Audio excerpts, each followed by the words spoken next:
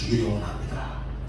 하늘에 계신 우리 아버지의 이름을 거룩하게 하시며 아버지의 나라가 오게 하시며 아버지의 뜻이 하늘에서와 같이 땅에서도 이루어지게 하소서. 오늘 우리에게 일용할 양식을 주시고 우리가 우리에게 잘못한 사람을 용서하여 준 것 같이 우리 죄를 용서하여 주시고 우리를 시험에 빠지지 않게 하시고 악에서 구하소서. 나라와 권능과 영광이 영원히 아버지의 것입니다. 아멘. 오늘 우리에게 주시는 하나님의 말씀은 요나서 1장 1절부터 6절까지 있는 말씀입니다.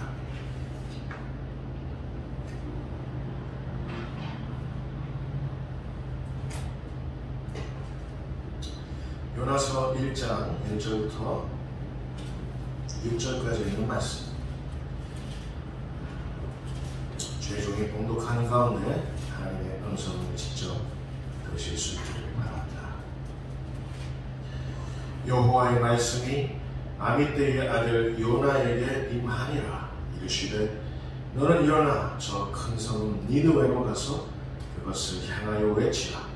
그 악독이 내 앞에서 상달되었음이니라 하시니라. 그러나 요나가 여호와의 얼굴을 피하려고 일어나 다시스로 도망하려 하여 욥바로 내려갔더니 마침 다시스로 가는 배를 만나니라. 여호와의 얼굴을 피하여 그들과 함께 다시스로 가려고 뱃삭을 주고 배에 올랐더라. 여호와께서 큰 바람을 바다 위에 내리시매 바다 가운데에 큰 폭풍이 일어나 배가 거의 깨지게 된지라. 사공들이 두려워하여 각각 자기의 신을 부르고 또 배를 가볍게 하려고 그 가운데 물건들을 바다에 던지니라. 그러나 요나는 배 밑층에 내려가서 누워 깊이 잠이 든지라. 선장이 그에게 가서 이르되 자는 자여 어찌함이냐. 일어나서 내 하나님께 구하라. 혹시 하나님이 우리를 생각하사 망하지 아니하게 하시리라 하니라. 아멘.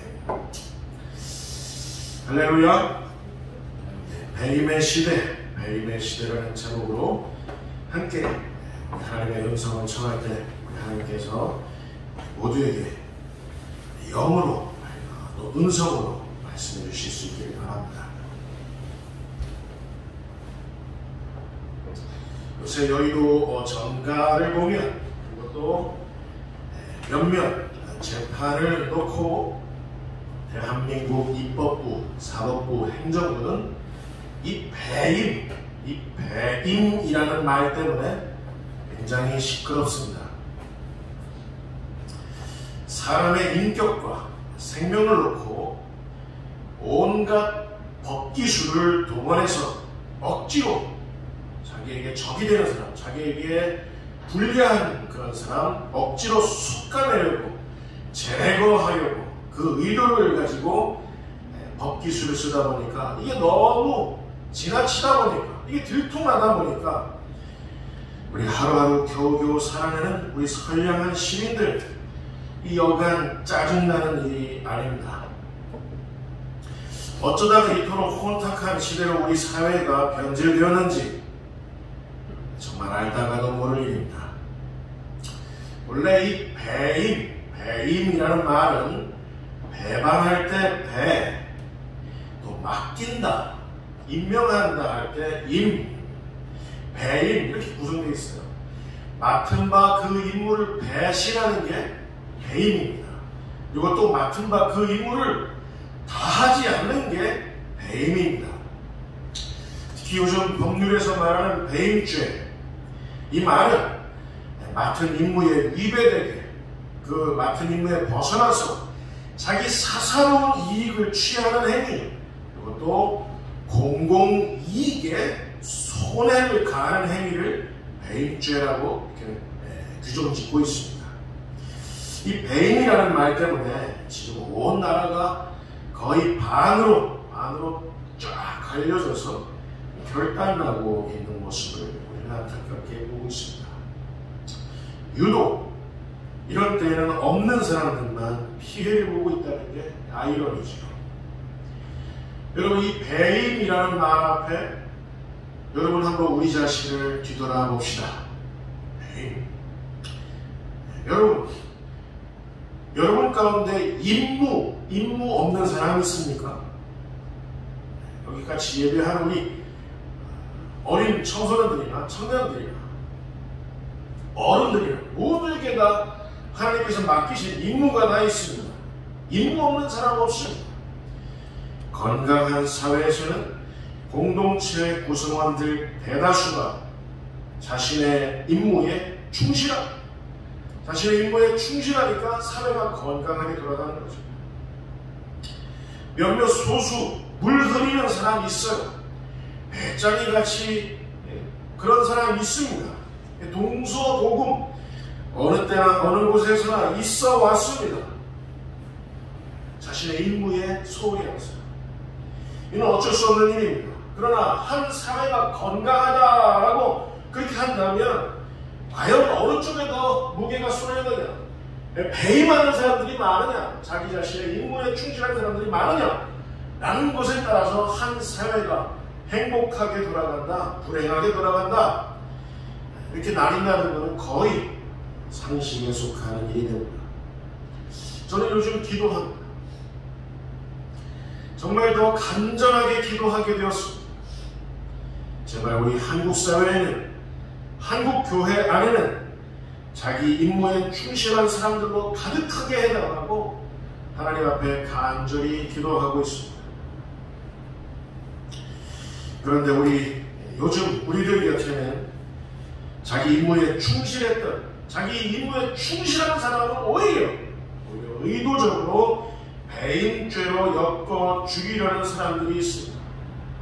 억울하게 만들고 뒤집어 씌우고 이 사람의 삶을 전체적으로 엮어서 마치 배임이라는 죄로 막 설계하듯이, 죄가 있는 것으로 설계하듯이 엮어서 죽이려는 사람들이 있습니다.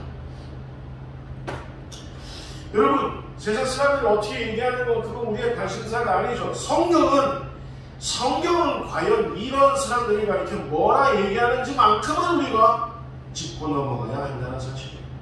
여러분, 잠언서 6장 16절에서부터 19절까지 같이 보겠습니다. 잠언서 6장 16절에서부터 19절까지. 자, 시작. 여호와께서 미워하시는 것, 곧 그의 마음에 싫어하시는 것이 17가지이니, 곧 교만한 눈과 거짓된 혀와 무죄한 자의 피를 흘리는 손과 악한 개교를 꾀하는 마음과 빨리 악으로 달려가는 발과 거짓을 말하는 망령된 증인과 및 형제 사이를 이간하는 자이니라.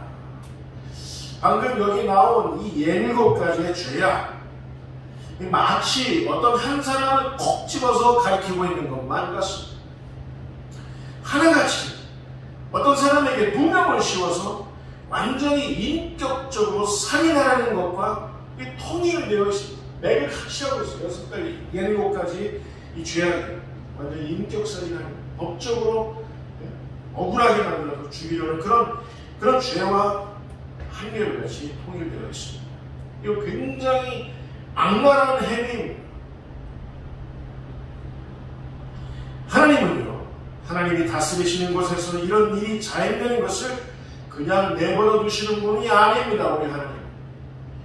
그저 우리 하나님은 방관만 하시지 않습니다. 오히려 집요하게 이런 악한 일을 행하는 사람들, 오히려 집요하게 이런 악한 일에 연루된 자들을 끝까지 추적하셔서 일일이 다 카운트하셔서 보복하시는 분이 우리 하나님이십니다. 성경에 나와 있느냐고요? 악류 나와 있습니다. 로마서 13장 4절 말씀 우리 같이 읽겠습니다. 자, 시작. 그러나 내가 악을 행하거든 두려워하라. 그가 공연히 칼을 가지지 아니하였으니 곧 하나님의 사역자가 되어 악을 행하는 자에게 진노하심을 따라 오응하는 자니라. 어떤 한 사람을 법적으로 죽이려고, 억울하게 죽이려고, 눈물을 쏟아 죽이려고 그렇게 악한 마음으로 이 사람을 대할 때 하나님께서는 가만히 두지 아니하시고 한 사람을 세웁니다. 칼을 가진 권세자들을 사용하십니다. 그 사람보다 더 높은 권위를 갖고 있는 사람을 사용하셔서 진노하심으로 보응하시는 분이 우리 하나님이십니다. 아무튼 한국 사회에는 이 배임이란 말 때문에 혼란스럽고 시끄러운 그런 시즌을 보내고 있습니다. 저는 그리스도인들만큼은 깨어서 제발 이 배임이란 말로부터 자유로웠으면 좋겠다는 그런 생각을 하게 됩니다.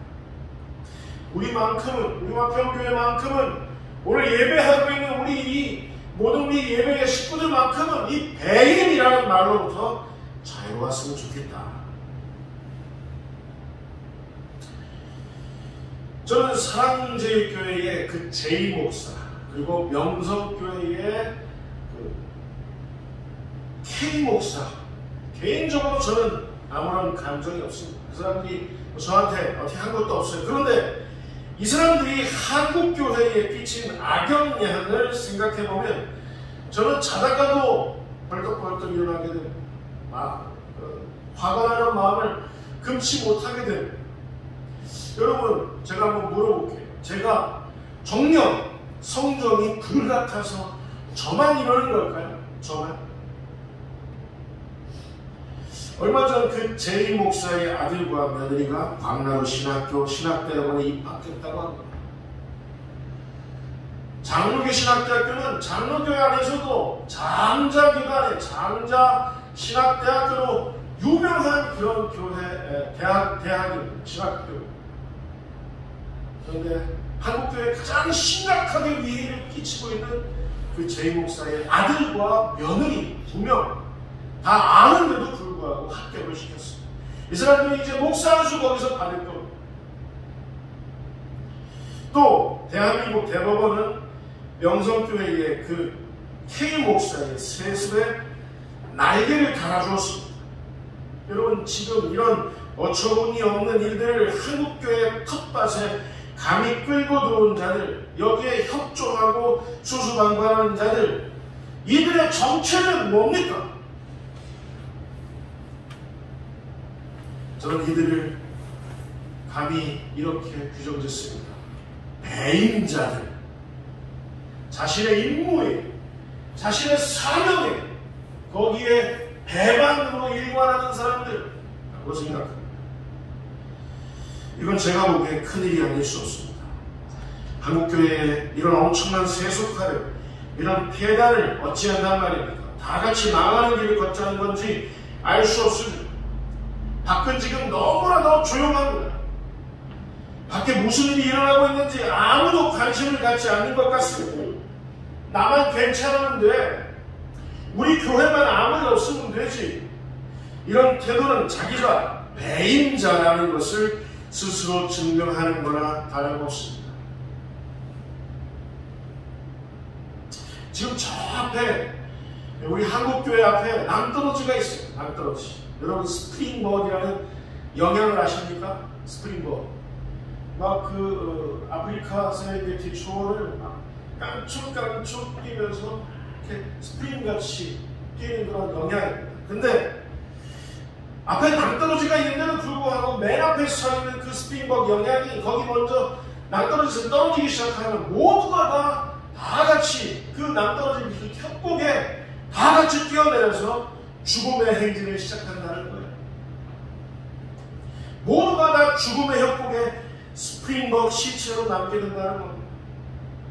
저는 한국교회가 지금 이런 악한 배임의 모습을 내버려두면, 다른컨대 저는 이 모든 세속화를 일컬어 배임이라 일컬을 뿐더러 이런 교회의 모습, 이런 목회자들의 모습, 이 세속화의 모습을 내버려두면 모두가 다 스프링버그 영양처럼 협곡에서 시체로 발견되게 될 건 아닌지 정말 저는 개인적으로 두려워하고 있습니다.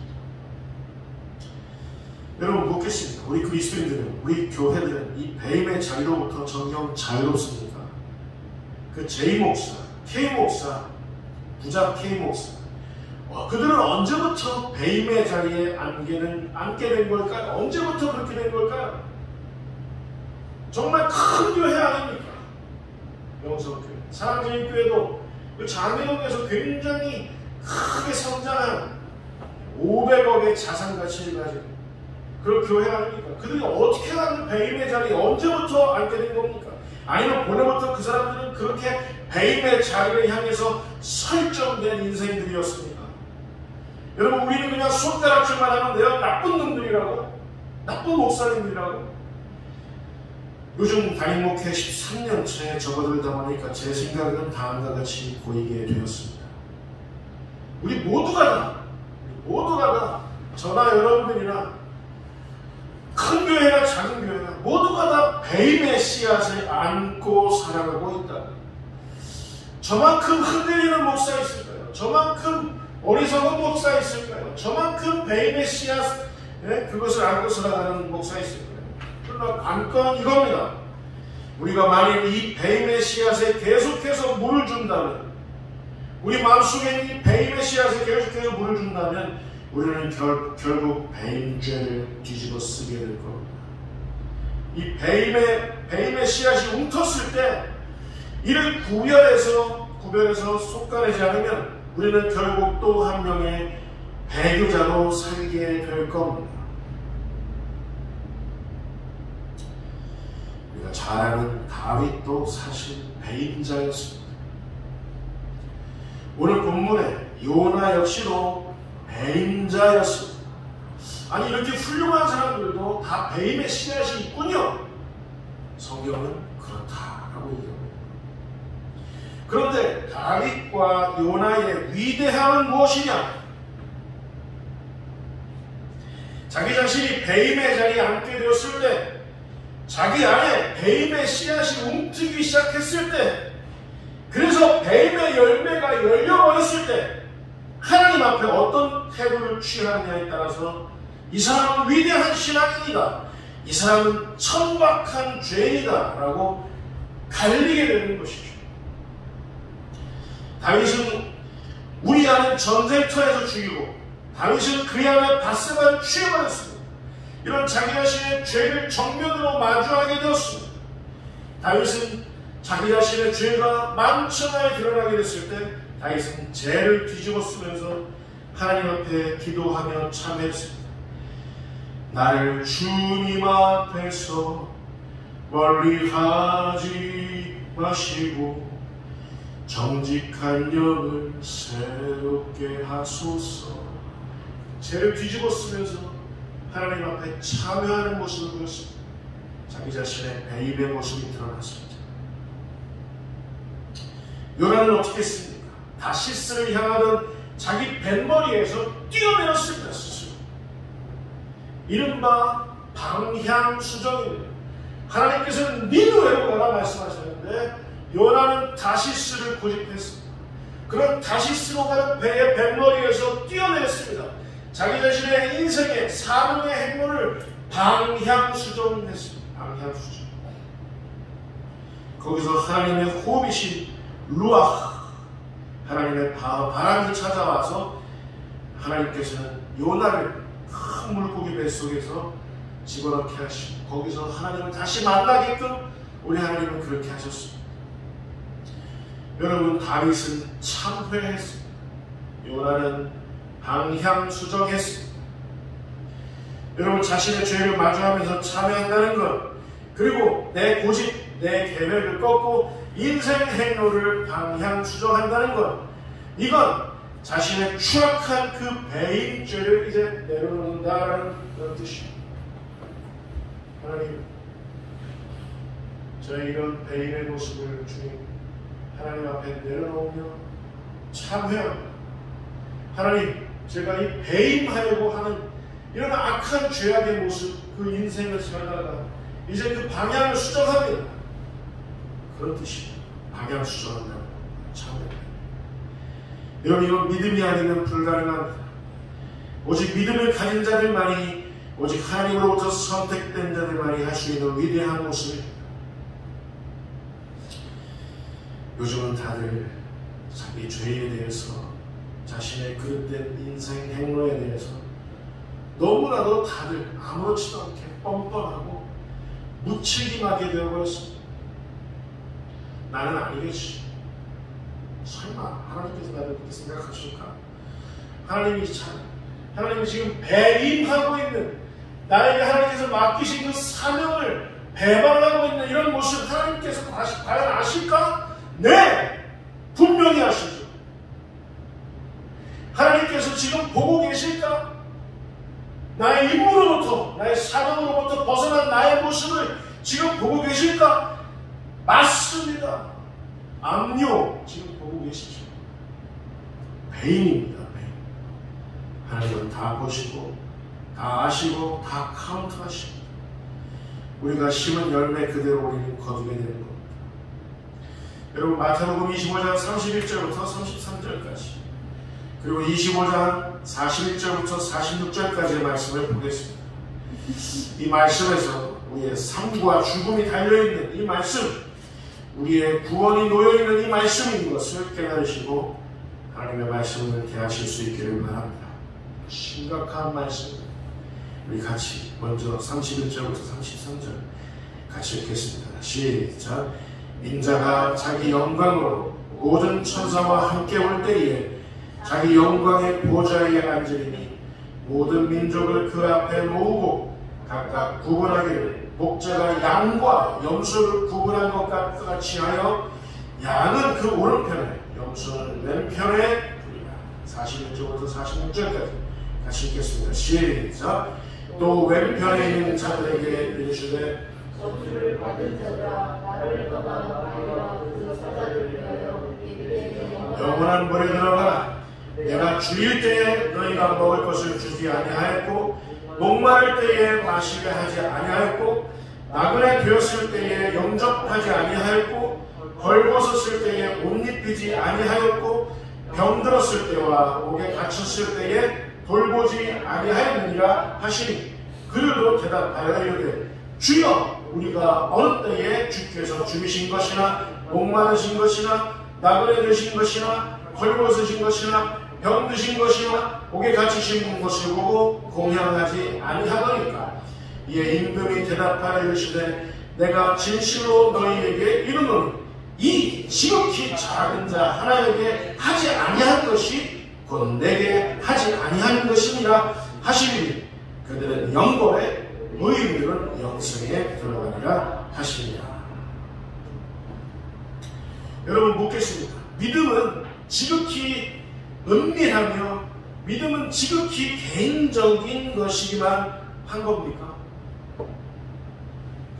너무 은밀하고 개인적인 것이어서 말씀이 내게 햇빛같이 쪼인다 하더라도 개인적인 것이니까 은밀한 것이니까 숨길 수 있다라고 생각하십니까? 그렇게 말할 수 있겠죠. 은밀하고 개인적인 측면도 있습니다. 그러나 진짜 믿음은 언제나 우리들의 이웃과 상관되어 있습니다. 진짜 믿음은 우리의 사회와 연계되어 있습니다. 여러분 따라서 보실까요? 큰 목소리로 공공성. 진짜 믿음은 내가 속한 사회에서, 내가 속한 학교에서, 내가 속한 가정에서 공공성을 띈다는 말입니다. 진짜 믿음은. 주님 뭐라고 하셨습니까? 이 지극히 작은 자에게 하지 아니한 것이 곧 내게 하지 아니한 것이니라 하지 않습니까? 보이는 바 내 형제들에게, 보이는 바 내 이웃들에게, 보이는 바 한국 사회에게 하지 아니한 것이 곧 주님께 하지 아니한 것이라 주님 말씀하시는 것. 고로 여러분 구원이라 하면, 영생이라 하면, 심지어 우리의 이 예배는 언제나 공공성을 띈다는 사실을 여러분 잊지 마시기 바랍니다. 왜 사랑제일교회가, 왜 명성교회가 왜 나쁜지 아십니까? 그들이 불의를 해서요? 행해서요? 여러분 우리는 불의를 행하지 않습니까? 그 얘기를 하는 게 아니에요. 교회에 존엄한 공공성에 심각한 위해를 가했기 때문에 사랑제일교회는, 명성제일교회는 하나님의 준엄한 심판을 받게 될 겁니다. 공공성, 위해를 가했기 때문에. 왜 장신대가 욕먹어도 싼 줄 아십니까? 학교 내교 문제니까 그 내교 문제에 불과한 거니까 그냥 넘어가줘야 되는 걸까요? 아니요. 신학교로서 하나님의 사람들을 배출한다는 신학교로서 그 공공성을 잃어버렸기 때문에 욕을 얻어먹어도 싼 겁니다. 공공성을 잃어버린 그 행위는 이미 마땅히 주님께 하지 아니한 것이나 마찬가지가 그 뜻입니다. 영원한 형벌이 남아있음을 그들은 알고 있는지 모르겠습니다.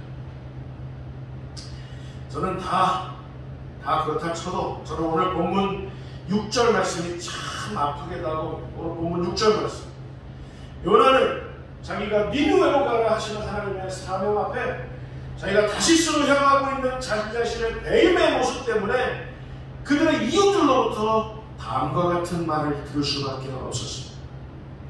이 말은 마치 요즘 한국 사회가 한국 교회에게 하는 말 같습니다. 이 말은 마치 예수 믿지 아니하는 사람들이, 예수 믿지 않는 선량한 시민들이 우리 예수 믿는 자들을 향해서 조롱하는 그런 말 같습니다. 6절 말씀에 이런 말씀이 나와 있어요. 자는 자여 어찌하느냐 일어나서 내 하나님께 구하라. 혹시 하나님이 우리를 생각해서 망하지 아니하게 하시리라. 저는 이 본문이 제게 이렇게 들립니다. 지금 자고 있는 용재야, 박목사야, 어쩌자고 지금 자고 있느냐? 무엇이 너로 하여금 일어나지 못하게 하고 있는 거냐? 고단해서냐? 자존심 때문에 그러냐? 억울함 때문에 그러냐? 여러분, 우리로 하여금 잠자게 하는 것, 그것이 우리를 고단하게 했든, 그것이 우리의 자존심을 상하게 했든, 그것이 우리의 마음을 억울하게 했든, 이 모든 것들로부터 여러분 자유로우신 저와 여러분 되실 수 있기를 주님의 이름으로 축원을 드립니다. 여러분, 우리가 자면 우리가 타고 있는 배뿐만 아니라 우리가 자면 우리와 함께하는 모두가 다 죽는 겁니다. 스프링곡처럼 우리가 자면, 우리가 양인데 우리가 자면 앞에 남떨어지가 있는 줄도 모르고 우리가 자면 떨어지기 시작하면 다 같이 떨어져 사체로 발견됩니다. 우리가 자면 나의 배만, 나의 인생의 배만 침몰할 뿐만 아니라 같이 탄 모두가 다 죽게 된다는 그런 사실입니다. 그러나 저는 이 6절 말씀 안에 하나님의 해결책 또한 숨겨져 있음을 발견하게 됐습니다. 자는 자여 어찌하느냐 일어나서 내 하나님께 구하라. 뭐라고 그랬어요? 뭐라고 그랬습니까? 일어나서 내 하나님께 구하라. 일어나서 내 하나님께 구하라. 네가 지금까지 잤던 거, 네가 지금까지 배임했던 거 좋다. 그러나 이제는 일어나서 내 하나님께 구하라. 혹시 하나님이 우리를 생각하사 망하지 아니하게 하시리라. 여러분, 그리스도인들은 일어나서 하나님께 구하는 자들인 것을 여러분 잊지 마시기 바랍니다. 우리가 혹여 그동안 배임의 자리에 앉아서 우리가 지금 배임의 하나님 앞에 우리의 삶을 배신하는 그런 삶을 살아왔다 손치더라도 이제 앞으로가 중요합니다. 앞으로 일어나서 하나님께 구하는 인생을 살 수만 있다면 얼마나 좋을까요? 여기서 일어나서 어느 때는 히브리어 쿰은 일어나라. 쿰 무슨 뜻이냐면 하나님께 합당한 그 경배를 드리기 위해서 앉아있다가 일어난다. 그 말입니다. 여러분, 옛날에는 하나님의 말씀을 들을 때 성도 모두가 다 일어섰습니다. 모두가 다 일어서서 설교를 듣고 말씀을 들었습니다. 하나님께 합당한 예배를 드리기 위해서 일어난다. 그 뜻입니다. 주저앉아 있지 말고, 아무리 인생이 험악하고 아무리 이 세상이 우리로 하여금 실패로 몰아간다고 하더라도 그 자리에서 주저앉아 있지 말고 일어나서 하나님께 합당한 경배를 드리라. 이 그리스도인들의 참된 모습인 줄 여러분 믿으시기 바랍니다. 2023년 우리를 주저앉아 있게 하는 수없이 많은 이유들이 있어 왔습니다. 그러나 우리는 하나님께 경배를 드리기 위해 일어서는 사람들인 것을 여러분 믿으시기 바랍니다. 여러분, 하나님 앞에 찬양하는 그 시간에, 하나님 앞에 말씀 듣는 시간에 내가 마치 벌떡 일어나 있는 것처럼 하나님을 두려워하는 모습, 하나님을 사랑하는 모습을 여러분 가지실 수 있기를 바랍니다. 단 한순간, 단 한 시간, 이 예배하는 시간에 뜨거울 수 없다면 우리가 언제 과연 우리 인생을 살면서 뜨겁게 하나님 앞에 있는 겁니까? 또 일어나서 하나님께 구하라 라고 했는데, 구하다 라고 번역된 히브리어 카라, 이 말씀은, 이 말은 예레미야 33장 3절에 이렇게 쓰이고 있습니다. 우리 같이 읽겠습니다. 큰 목소리로 시작. 너는 내게 부르짖으라. 내가 내게 응답하겠고 네가 알지 못하는 또 은밀한 일을 내게 보이리라. 카라, 너는 내 하나님께 구하라.